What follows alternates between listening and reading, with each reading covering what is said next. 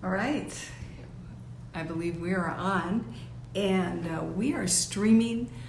This is Kim Johnson, and we are going to stream a segment today I want to call Political Gruel. Oh, hope that came across right to you. Political Gruel. Well, I thought about it today. What is gruel? Here you go, folks. This is gruel. A little bit of oatmeal. Here we go. You just throw all those ingredients together, and there you go. You got some gruel. Well, they also say this is gruel. A little bit of soup going on here. Anything liquid, we pour it in, something you can suck the bread up in. This is gruel.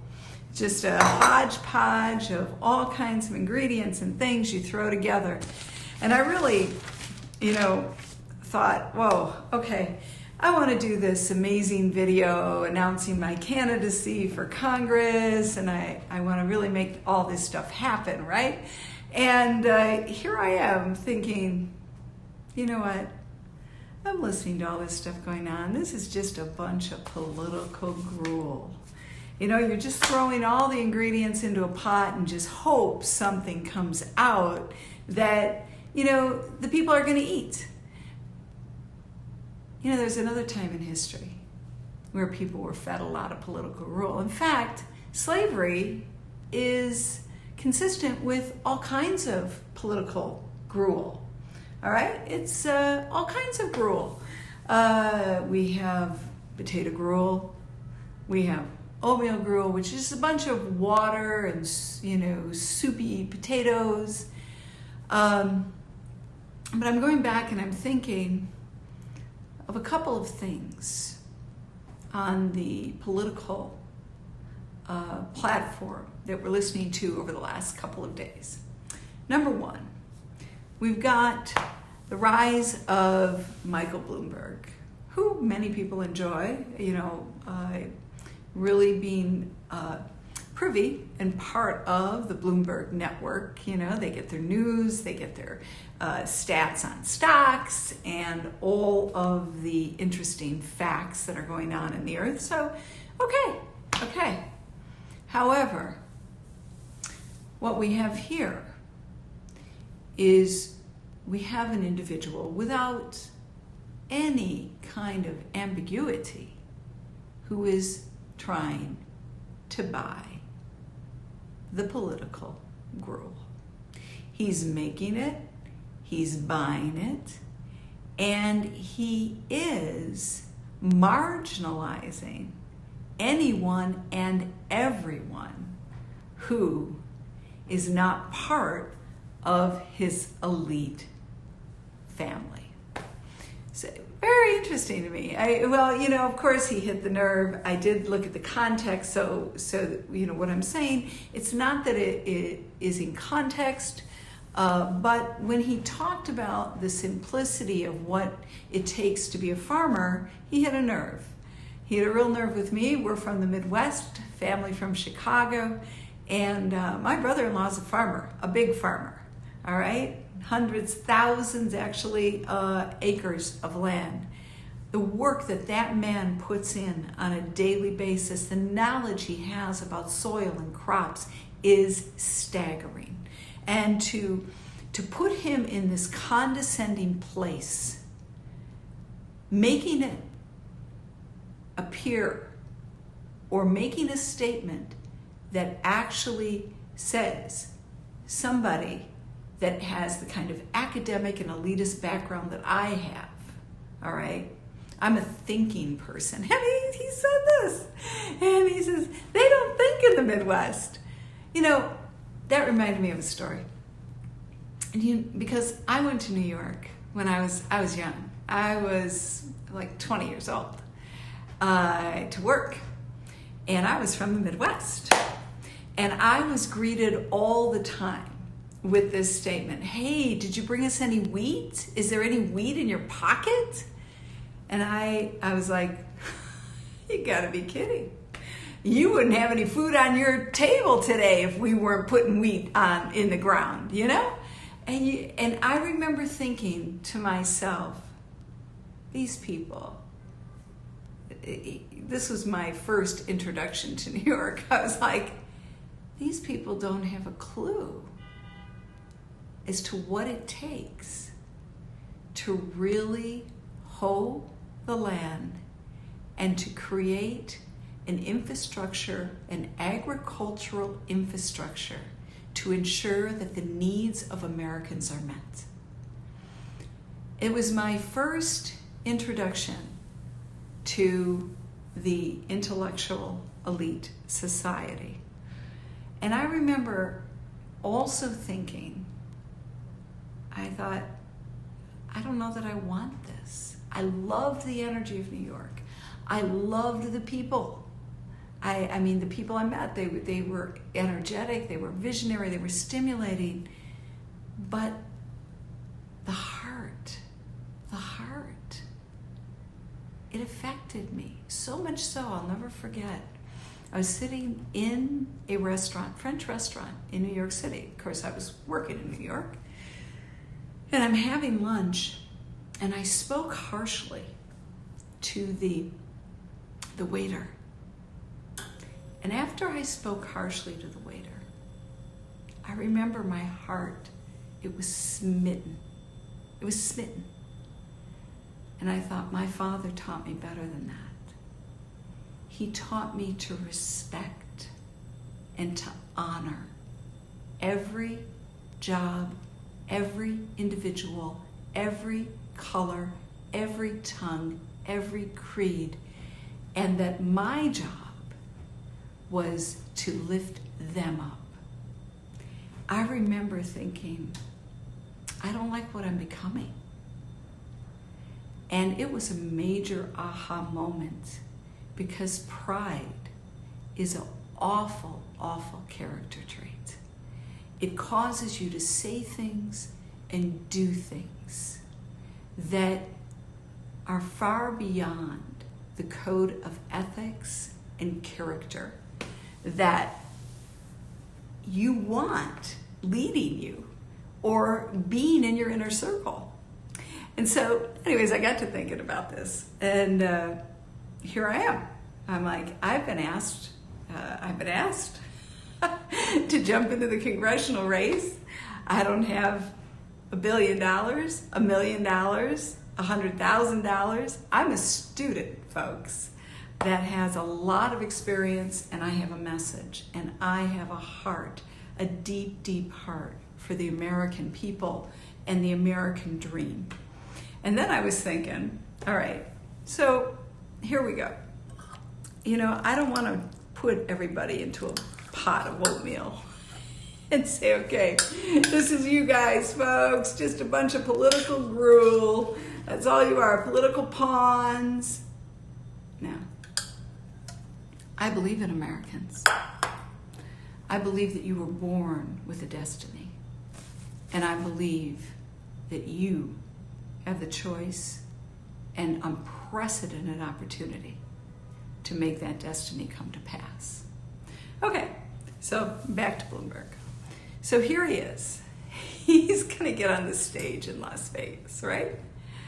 And all of a sudden, the DNC throws out all of the rules that they have been implementing so other candidates cannot get on the stage, right? Since the fall. So the first thing he does, he throws $300,000 into the DNC, just a little bit of a bribe. Then he just hands out cash, gets everybody on his good side with money. And then, because he doesn't qualify for the DNC, but he has all this money, he can buy all this TV time, a lot of money, billions and billions, 60, so I think 60 plus billion. The DNC just changes its rules last minute. Wow. This is the same progressive left Democratic Party that has been going after President Trump for 4 years. And this is the same party that has been touting themselves as the party of the people, This is the same party that's been touting themselves as the country's righteous, law-abiding party. This is the same party, all right, that has been accusing Republicans of being the wealthy elitists in the country. This is that party. And all of a sudden, here they are, bought by money, money, money, money, money, money, money, money, money, money. All right, I can't sing that song. It's all about the money, folks. Well, that's it. All about the money. I'm going to buy you. I'm going to create a deceptive TV ad. I'm going to make myself look like I am on your side, and I'm going to buy your vote. Money, money, money, money, money, money, money, money. I can't remember how that song goes. Anyways, folks, it's all about the money. And you know something? If that doesn't bother you, then you know what? Go after the money. Because when the money goes, when the votes are counted and the candidate stands, and he doesn't have your ideals and your interest at heart because he just bought you. See, once you're bought, you're a slave. You're a slave to whatever political platform that individual wants to throw down your throat. You're a slave. You know, I was thinking about the children of Israel. I was thinking about family. And here we were in Egypt, and Egyptians could not even sit in the same room with a shepherd. And we were shepherds. We were land people. We were people that knew sheep. And that's why we could hear the voice of God, because we could hear the heartbeat of a sheep. And the Egyptians would not even sit with us old lowly people. They put us over in Goshen. But what was interesting is the God of Abraham, Isaac, and Jacob, of all of mankind, took a very special interest in that group sitting over in Goshen that were listening to the heartbeat of sheep. And he says to them, you know what? You're going to be enslaved. Because the Egyptians think that they know exactly what you need, the people need. And they have other gods. They don't worship me. And I'm going to bring you out. All of you shepherds, you're going to become a mighty army. And I'm going to take you into my land. And along the way, I'm going to stop at a place called Mount Sinai. And I'm going to say to you that if you choose to follow me, if you choose to worship me as the God of Abraham, Isaac, and Jacob, if you choose to accept and embrace the righteous laws and principles that I'm going to extend to you, I'm going to make you a wise and understanding nation. You are going to have such great success. And in addition to that, you little old shepherd people, I'm going to be your God, and you're going to be my people. And in addition to that, I'm going to make you the head and not the tail. In addition to that, I'm going to make sure you're always fed. Your needs are always met. And I'm going to instill in you something that no one can take away. And that is integrity, identity, vision, opportunity. I am going to instill in you my character, that of love, of faith, of hope. I am going to make you and cause you to become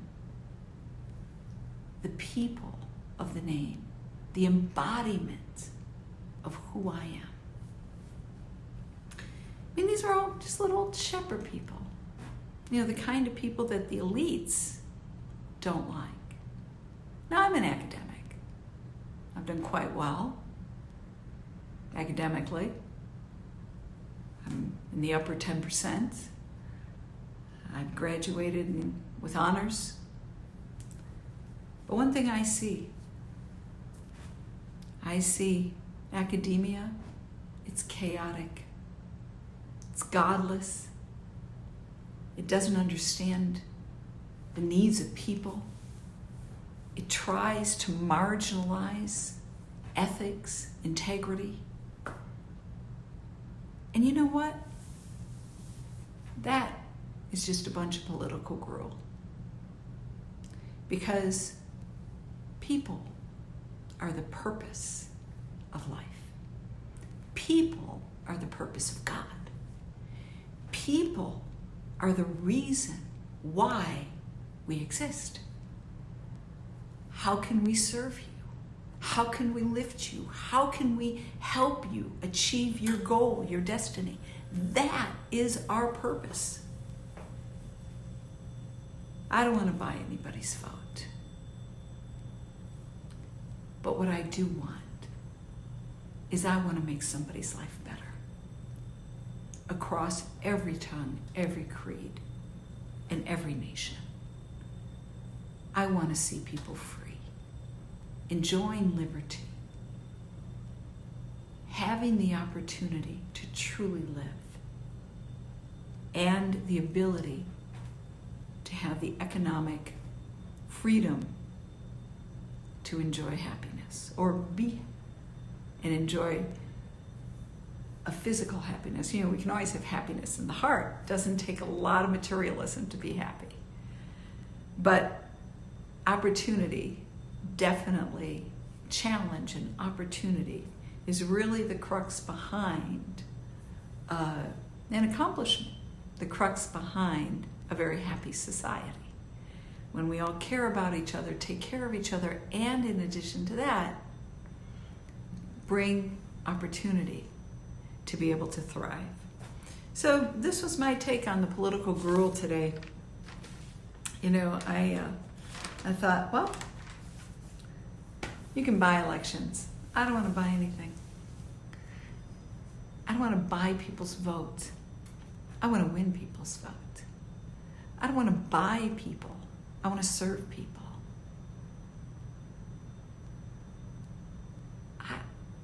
I'm speechless. I'm really speechless. And I'm just hoping Americans aren't that gullible to become part of the political gruel. In fact, I really believe most Americans aren't. There will be some. But don't be bamboozled. Don't let anybody buy your vote. You look into the issues. You get behind the people that are running for office, that have integrity, that are willing to serve, and that are willing to listen, and are willing to make a difference for you, your children, your children's children, forever. That is the kind of candidate you need to get behind across the board. On that note, I want to thank you for being with us today, and this was an OurVoice session of the political gruel. I don't know if I want to keep that name, but it came up to me while I was talking to somebody today. It's just a bunch of political gruel. All right, I'm Kim Johnson, and I thought about this. Last thing I'm going to say is, you know, many people wonder what it's like to jump into Congress, right? You know,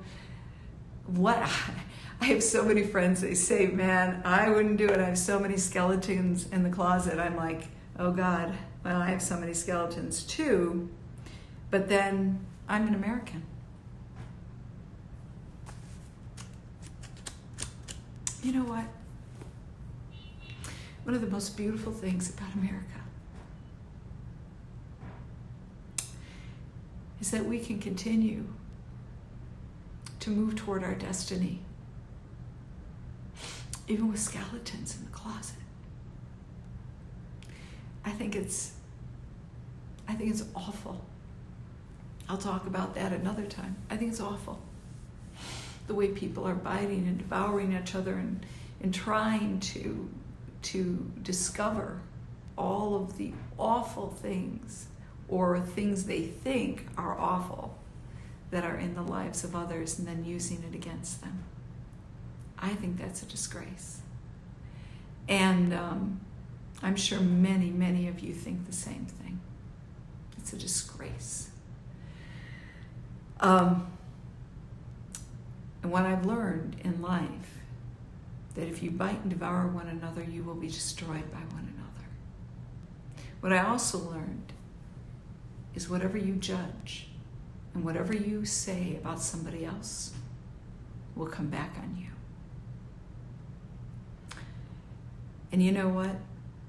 Politically, that has to stop. It has to stop. That's not America. And I think it's a wrong way to run a political race. So anyways, all right, if I had a glass of grape juice or wine or something, I would just toast you right now, and I'd say to all of our skeletons, let's run. All right, thanks so much for being with me, going over some political gruel, and I will see you in the next episode. All the best. Love all of you. This is Kim. Remember to check below all the links we have, the Patreon links. Subscribe, share, like, and I'm going to be taking you with me through my political campaign. We're going to be talking about a lot of issues, and when I figure out how to do this live stream on Caster, right, to get the chat going. I have it, but I haven't figured out how to use it yet, but I will. And yeah, I'll get a professional soon. All right, but in the meantime, it's me, it's you, and it is Political Gruel. All right, everybody, love you, and we'll talk to you soon. Bye-bye.